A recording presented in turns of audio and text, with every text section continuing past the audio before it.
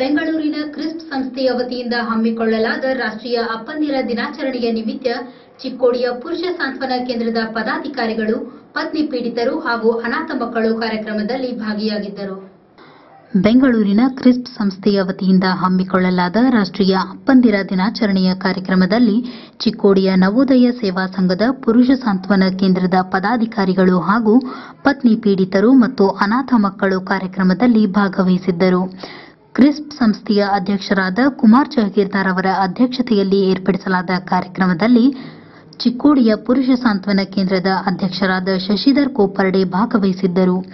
ಬೆಂಗಳೂರಿನಲ್ಲಿ ಹಮ್ಮಿಕೊಳ್ಳಲಾದ ಕಾರ್ಯಕ್ರಮದಲ್ಲಿ ಪಾಲ್ಗೊಂಡ ಅನಾಥ ಮಕ್ಕಳು, ನನ್ನ ತಂದೆ ಇಲ್ಲದಿದ್ದರೆ ಪ್ರಪಂಚಕ್ಕೆ ಹೇಗೆ ಬರಲಿ, ನನ್ನ ತಂದೆ ವಾರಾಂತ್ಯದ ಟಿವಿ ಪ್ರೋಗ್ರಾಂ ಅಲ್ಲ, ನನ್ನ ರಕ್ತ ಸಂಬಂಧಿ ಎಂಬ ನಾಮಫಲಕಗಳನ್ನು ಹೊತ್ತ ಮಕ್ಕಳು ಕಾರ್ಯಕ್ರಮದಲ್ಲಿದ್ದರು.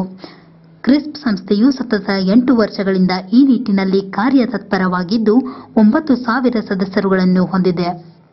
ತಂದೆಯಿಲ್ಲದ ಮಕ್ಕಳಿಗೆ ಉಂಟಾಗುವ ಮಾನಸಿಕ ಏರುಪೇರುಗಳನ್ನು ಈ ಸಂದರ್ಭದಲ್ಲಿ ತಿಳಿಸಲಾಯಿತು. ಪುರುಷ ಸಾಂತ್ವನ ಕೇಂದ್ರದ ಅಧ್ಯಕ್ಷರಾದ ಶಶಿಧರ್ ಕೋಪರ್ಡೆ ಮಾತನಾಡಿ, ಪೊಲೀಸ್ ಠಾಣೆಗೆ ಹೆಂಡತಿಯ ವಿರುದ್ಧ ದೂರು ದಾಖಲಿಸಲು ಹೋದರೆ ನಿರ್ಲಕ್ಷ್ಯ ತೋರುವ ಪೊಲೀಸರು ಹೆಂಡತಿಯರು ಗಂಡನ ವಿರುದ್ಧ ದೂರು ದಾಖಲಿಸುವ ದೂರುಗಳನ್ನು ಮಾತ್ರ ಶೀಘ್ರವಾಗಿ ದಾಖಲಿಸುತ್ತಾರೆ ಎಂದರು. ಆದಷ್ಟು ಬೇಗ ಪುರುಷ ಸಾಂತ್ವನ ಕೇಂದ್ರ ಆಯೋಗ ಸ್ಥಾಪನೆಯಾಗಬೇಕೆಂದು ಆಗ್ರಹಿಸಿದರು. ತಂದೆಯಿಲ್ಲದೆ ದುಃಖಿಸುವ ಸಾವಿರಾರು ಮಕ್ಕಳಲ್ಲಿ ತಂದೆಯಿಂದಲೇ ದುಃಖಕ್ಕೆ ಒಳಪಡುವ ಮಕ್ಕಳು ಇದ್ದಾರೆ. ಅದೇನೇ ಇರಲಿ, ಮಕ್ಕಳಿಗೆ ತಂದೆ ಎಂಬ ವ್ಯಕ್ತಿ ಬೇಕೇ ಬೇಕು ಅಲ್ಲವೇ? ಈ ನಿಟ್ಟಿನಲ್ಲಿ ಅನಾಥ ಮಕ್ಕಳಿಗೆ ಕಲ್ಪವೃಕ್ಷವಾಗಿರುವ ಬೆಂಗಳೂರಿನ ಕ್ರಿಸ್ಪ್ ಸಂಸ್ಥೆಯ ಕಾರ್ಯ ನಿಜಕ್ಕೂ ಗಮನಾರ್ಹ. ಈ ಸಂದರ್ಭದಲ್ಲಿ ಮಂಜುಳಾ ಉಮೇಶ್ ಹಾಗೂ ಕರ್ನಾಟಕ ರಾಜ್ಯ ಅತ್ತೆಯರ ಸಂಘದ ಅಧ್ಯಕ್ಷರು ಹಾಗೂ ಕ್ರಿಸ್ಪ್ ಸಂಸ್ಥೆಯ ಸದಸ್ಯರು ಹಾಗೂ ಮಕ್ಕಳು ಕಾರ್ಯಕ್ರಮದಲ್ಲಿ ಪಾಲ್ಗೊಂಡಿದ್ದರು.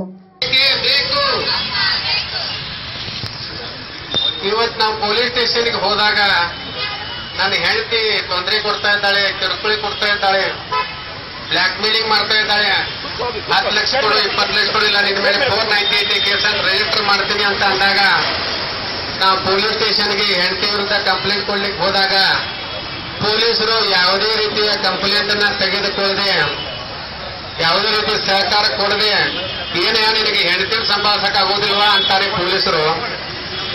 ಅದೇ ನಮ್ಮ ಹೆಂಡತಿ ಒಂದ್ ವೇಳೆ ನಮ್ಮ ವಿರುದ್ಧ ಸುಳ್ಳು 498 ಕೇಸ್ ರಿಜಿಸ್ಟರ್ ಮಾಡಿ ಹೋದಾಗ ಸ್ವತಃ ಪೊಲೀಸರಿಗೆ ಮುಂದೆ ಕೊಟ್ಟು ಆ ಕಂಪ್ಲೇಂಟ್ ಅನ್ನ ಟೈಪ್ ಹೊಡೆದು ಕಂಪ್ಲೇಂಟ್ ನ ಗಂಡನ ವಿರುದ್ಧ ಅತ್ತೆ ತಂದೆ ತಾಯಿಯರ ವಿರುದ್ಧ ಕಂಪ್ಲೇಂಟ್ ಅನ್ನ ರಿಜಿಸ್ಟರ್ ಮಾಡ್ಕೋತಾರೆ.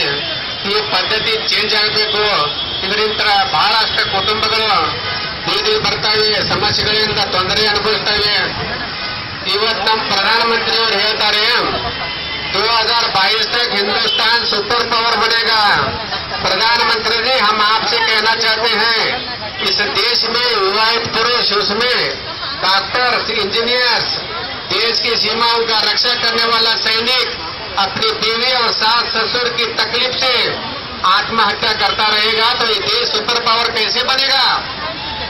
इस देश में आत्महत्याओं को रोकने के लिए तुरंत राष्ट्रीय पुरुष आयोग का गठन किया जाए. बेके देखो, बेके देखो, अप्पा देखो, बेके देखो, बेके देखो,